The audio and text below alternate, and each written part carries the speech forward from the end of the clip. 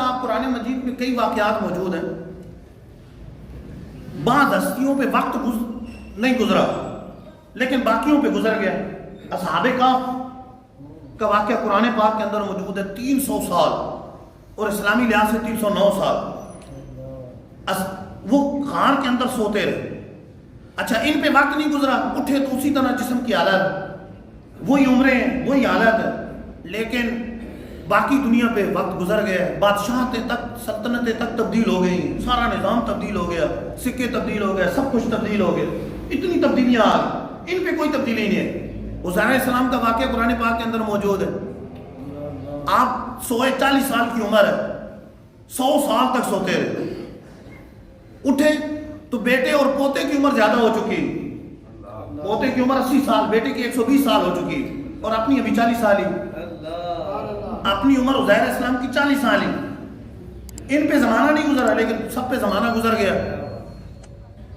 لیکن محبوب کریم صلی اللہ علیہ وسلم معراج پر تشریف لے کر گئے, اتنا طویل سفر کیا. آپ پر تو زمانہ گزرا نہیں, کچھ لمحات میں سفر کیا, لیکن باقی کسی مخلوق پر بھی زمانہ نہیں گزرا. واپس آئے تو ابو بکر صدیق کی بھی اتنی عمر ہے, حضرت عمر کی بھی اتنی عمر ہے, حضرت عثمان غنی کی اتنی عمر ہے, مولا علی کی اتنی عمر ہے. جتنی عمریں تھیں اتنی عمریں, کوئی بال سفید نہیں ہوا, کوئی بڑھوتری نہیں ہوئی, اتنی ہی ہے. وجہ یہ ہے کہ محبوب کریم صلی اللہ علیہ وسلم کائنات کی جان ہے, اور جب جان نہ ہو تو نظام رک جاتا ہے, سانس رک جاتی ہے, گویا کہ کائنات کی نفس رک گئی. اعلیٰ حضرت ان دو حدیثوں کو, ایک وہ حدیث ہے کہ رب نے کائنات کو محبوب کے لیے بنایا, امام حاکم نے مستدرک کے اندر نقل کی, اور دوسری حدیث معراج, دونوں کو سمجھاتے ہوئے فرماتے ہیں وہ جو نہ تھے تو کچھ نہ تھا, وہ جو نہ تھے تو کچھ نہ تھا, وہ جو نہ ہو تو کچھ نہ ہو. جب وہ نہیں ہے تو رک گیا سب کچھ. وہ جو نہ تھے تو کچھ نہ تھا, وہ جو نہ ہو تو کچھ نہ ہو. جان ہے وہ جہان کی, جان ہے تو جہان. اچھا معراج رات کو ہوئی, دن میں نہیں. اس کی حکمتیں بھی علماء نے لکھی. ایک حکمت تو یہ لکھی ہے کہ رب عز و جل کی یہ سنت جاریہ ہے کہ عظیم معجزہ, بڑا معجزہ جو سر عام دکھایا جائے, اگر کفار نہ مانے تو ان پر اجتماعی عذاب آ جاتا, اگر تسلیم نہ کرے, معجزہ دیکھنے کے بعد بھی نہ مانے, عذاب آ جاتا.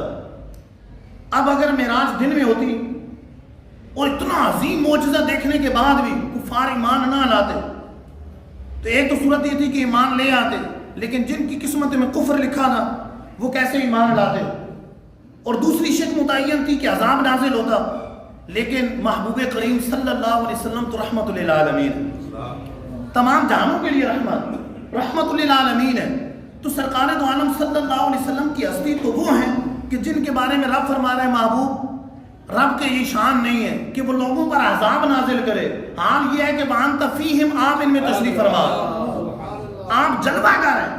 عذاب نازل, اجتماعی عذاب آ نہیں سکتا, اجتماعی عذاب نازل ہو نہیں سکتا. تو لہذا معراج رات میں ہوئی تاکہ نہ ماننے والوں پہ اس طرح اجتماعی عذاب نہ آئے. پھر یہ بھی حکمت تھی کہ رات میں معراج ہو, نہ دیکھنے والے ایمان لائیں. کون ایمان لا کر صدیق بنتا ہے اور کون ایمان نہ لا کر ابو جہل بنتا ہے.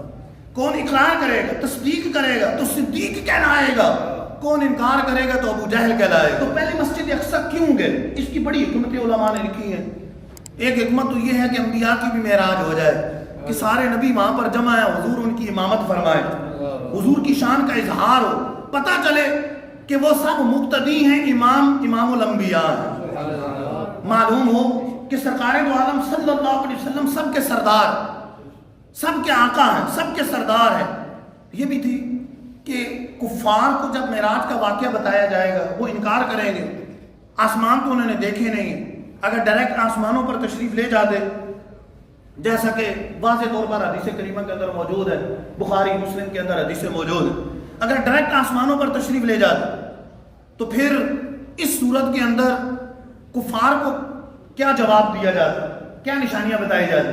پہلے مسجد اقصی گئے, جب کفار نے سوال کیے تو سرکار دو عالم صلی اللہ علیہ وسلم نے مسجد اقصی کے بارے میں تفصیل سے آگاہ کیا, بلکہ اس طرف سے آنے والے قافلوں کے بارے میں بتایا کہ فلاں قافلہ تھا, اس میں فلاں اونٹ کی فلاں ٹانگ جو ہے وہ زخمی ہو گئی تھی, یہ بتایا کہ فلاں جگہ انہوں نے پانی کا پیالہ رکھا تھا، وہ پانی میں نے پی لیا تھا. واپس آ کر انہوں نے ایک ایک بات بتائی جس سے حضور علیہ السلام کی واقعہ معراج کی تصدیق ہوئی. جب واقعہ معراج کا ابتدائی حصہ ثابت ہو گیا تو جو ابتدائی حصہ ثابت ہو گیا تو باقی کا بھی ثبوت ہو گیا. اس لیے اعلیٰ حضرت رحمۃ اللہ تعالیٰ نے بڑے پیارے انداز سے اس کو بھی بیان کیا ہے کہ ادھر سرکار علیہ السلام نے بتا دیا کہ قافلہ اس وقت میں پہنچے گا، سورج ڈوبتے وقت پہنچے گا. تو لوگ انتظار میں، کفار مکہ دیکھ رہے ہیں کہ کیا ہوتا ہے. ادھر ایک طرف پہاڑی پر چڑھ کر سورج کو دیکھا جا رہا ہے اور دوسری طرف آنے والے راستے کو دیکھ رہے ہیں. سرکار دو عالم صلی اللہ علیہ وسلم کی بات کی تصدیق کرنا چاہ رہے ہیں کہ حضور نے جس قافلے کا فرمایا کہ اتنے وقت میں پہنچے گا، وہاں جگہ پر ہے، اتنے وقت میں پہنچے گا، پہنچتا ہے یا نہیں. اعلیٰ حضرت لکھتے ہیں ادھر سے صدا آئی وہ سورج ڈوبا، ادھر سے ندا آئی وہ قافلہ آ گیا. فرمایا یہ سچی نبوت ہوتی ہے، یہ سچی نبوت ہوتی ہے کہ سر منہ بات میں فرق نہیں آتا، جو فرمایا وہی ہوگا. وہ جھوٹا نبوت کا دعویٰ کرنے والا مرزا قادیانی ہزاروں جھوٹ بول کر بھی کہے کہ میں اللہ کا نبی ہوں، نبوت میں فرق نہ آئے، یہ کیسے ہو سکتا ہے؟ سچا نبی وہ ہے، سچا نبی وہ ہمارے آقا ہے، آخری نبی. ہمارے آقا کے بعد کوئی نبی آنے والا نہیں، کوئی نیا نبی آنے والا نہیں. ہمارے آقا صلی اللہ علیہ وسلم لا نبی آبادی فرما دیا، میرے بعد کوئی نبی نہیں، کوئی نیا نبی آنے والا نہیں. تو جو سچا نبی وہ جو بات کہتا ہے وہ پتھر پر لکیر ہوتی ہے، وہ بات ہو کر رہتی ہے. دریا کا دھارا رک سکتا ہے، پہاڑ اپنی جگہ سے ٹل سکتا ہے، لیکن جو میرے آقا نے فرمایا وہ ہرگز ٹل نہیں سکتا. سبحان الذی اسری بعبدہ لیلا من المسجد الحرام الی المسجد الاقصی الذی بارکنا حولہ لنریہ من آیاتنا. علماء فرماتے ہیں کہ یہاں پر 3 معراجوں کا ذکر ہے. مسجد اقصی تک حضور کی معراج ہوئی، یہ بشریت کی معراج. سدرۃ المنتہا پر جبرائیل علیہ السلام پیچھے رہ گئے، یہ حضور کی نورانیت کی معراج ہے. اور جب رب کے جلوے دیکھے تو یہ حضور کی حقیقت کی معراج ہے. رب نے تینوں کا ذکر کیا. اب بس رستے کا ذکر کیا، اب جو نشانیاں دکھائیں لنریہ من آیاتنا. علماء فرماتے ہیں کہ یہ نشانیاں کیا ہیں؟ یہ آسمانیں دکھانے، یہ آسمان دکھانے، ان نشانیوں کا ذکر ہے. اور انہ هو السمیع البصیر. اس کے بارے میں ایک تفسیر یہ ہے کہ رب نے جب اپنے محبوب کو اپنا جلوہ دکھایا، سرکار دو عالم صلی اللہ علیہ وسلم نے جب اپنے رب کو دیکھا، رب کا کلام سنا، رب کو دیکھا تو فرمایا انہ هو السمیع البصیر. محبوب اپنے رب کو دیکھ بھی رہے تھے، اپنے رب کا کلام بھی سن رہے تھے.